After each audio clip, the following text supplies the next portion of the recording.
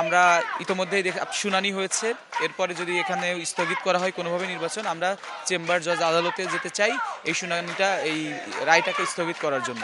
আর সেটা তো আইনের মাধ্যমে আমরা করছি। আর শিক্ষার্থীরা, আপনারা জানেন আমরা মাঠের সন্তান, আমরা কিন্তু দীর্ঘ 1.5 বছর ধরে সাকসু আদায়ের আন্দোলনেই মাঠে আছি। সাকসু আদায় না হওয়া পর্যন্ত আমরা মাঠে থাকবো ইনশাআল্লাহ, এবং সেটা অবশ্যই আগামীকাল 20 তারিখ এবং 20 তারিখেই সাকসু নির্বাচন হতে হবে। আমরা অনেক ধরনের এই প্রহসন সহ্য করেছি, আর কোনো প্রহসন সহ্য করতে চাই না। জাতীয় নির্বাচনের আগে কিন্তু সাকসু নির্বাচনের তফসিল ঘোষণা করা হয়েছিল। নির্বাচন কমিশন চাইলেই এই ধরনের একটা ডিসিশন নিতে পারেন না। তো এটা যদি নেওয়া হয় তাহলে আমি মনে করব যারা এটার সাথে যুক্ত তারা শিক্ষার্থীদের ভোটাধিকারের উপরে শ্রদ্ধাশীল না। শিক্ষার্থীদের ভোটাধিকার যদি, তার ভোটাধিকারের প্রতি তারা যদি শ্রদ্ধাশীল না থাকে, তাহলে প্রায় 4 কোটি ভোটার কিন্তু তরুণ, তার মধ্যে বৃহৎ অংশ হচ্ছে শিক্ষার্থীরা। তাহলে শিক্ষার্থীরা এটার জবাব তাদের ভোটের মাধ্যমে কিন্তু দিবে।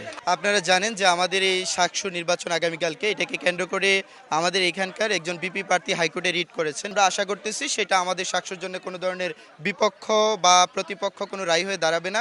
কিন্তু যদি এই রায়টা বিপক্ষ বা প্রতিপক্ষ রায় হয়ে দাঁড়ায়, সেই ক্ষেত্রে আমরা এখানকার উপস্থিত শিক্ষার্থীদেরকে সাথে নিয়ে আমরা সিদ্ধান্ত নিয়ে কীভাবে প্রশাসনকে প্রেসারাইজ করে বা প্রশাসনের মাধ্যমে এই রিট ভেঙে, স্টে ভেঙে আমরা এখানকার আগামীকালকে যথোপযুক্ত সময়ে যথাসময়ে আমাদের সাকসুটা হয়, সেই জন্য আমরা এখানকার সবার মতামত নিয়েই সিদ্ধান্ত নিব। আমরা দেখতে পাচ্ছি যে এখানে বাইরে থেকে এবং ভিতর থেকে দুই জায়গা থেকে চক্রান্ত হচ্ছে সাকসু বন্ধ করার জন্য।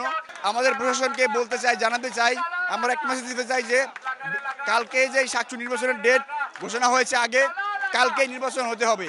এর বিকল্প আর কোনো কথা আমরা মানতে চাই না। শিক্ষার্থীদের অধিকার বিরোধী নিয়ে আসলে কেউ টিকতে পারে নাই। যেমন আপনি অনেক ইতিহাস দেখছেন, বিশেষ করে বিগত 24 সালে ইতিহাসটুকু দেখছেন, তো সবার এই জিনিসগুলো মাথায় রাখা উচিত। বিশেষ করে সাস্ট ক্যাম্পাসে এই জিনিসটা টিকতে পারবে না। আর হচ্ছে আমরা এটা তালা দিয়েছিলাম, আমরা যেমন হচ্ছে আমাদেরকে বারবার হচ্ছে প্রতারণা পেলানো হয়েছে, অনেক সময় হচ্ছে মুনাফিকি করা হয়েছে। সকালে এক কথা, দুপুরে এক কথা, বিকেলে আরেক কথা, যেটা বাংলাদেশে ম্যাচের মতো হয়ে গেছে। ঠিক আছে, তো এখানে এক এক জন এক এক কথা বলছে।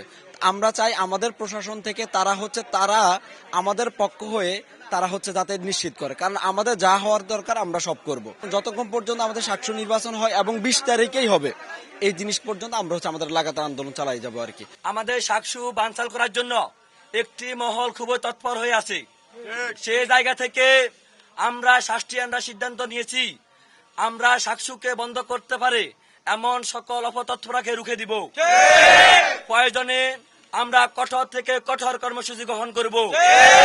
আপনারা ইতিমধ্যে লক্ষ্য করে দেখেছেন, আমরা আমাদের রেজিস্টার বিল্ডিং এ তালা দিয়েছি এবং আমরা বলছি যদি না সাকসুর ঘোষণা না আসে তাহলে আমরা এই রেজিস্টার বিল্ডিং এ তালা খুলবো না। প্রয়োজনে এখানে যে বিসি ফবিসি ট্রেজারার সহ প্রশাসনের লোকেরা আছে, তারা সেখানে সাকসু না হওয়া পর্যন্ত সেখানে অবরুদ্ধ থাকবে। সেই সাথে আমরা সাকসুর সকল প্রতিদ্বন্দ্বীরা এবং শাসকেরা মিলে ঘোষণা দিতে চাই, যতক্ষণ পর্যন্ত না সাকসুর ঘোষণা আসবে ততক্ষণ পর্যন্ত এই সাবিফবির 320 একর শাটডাউন থাকবে।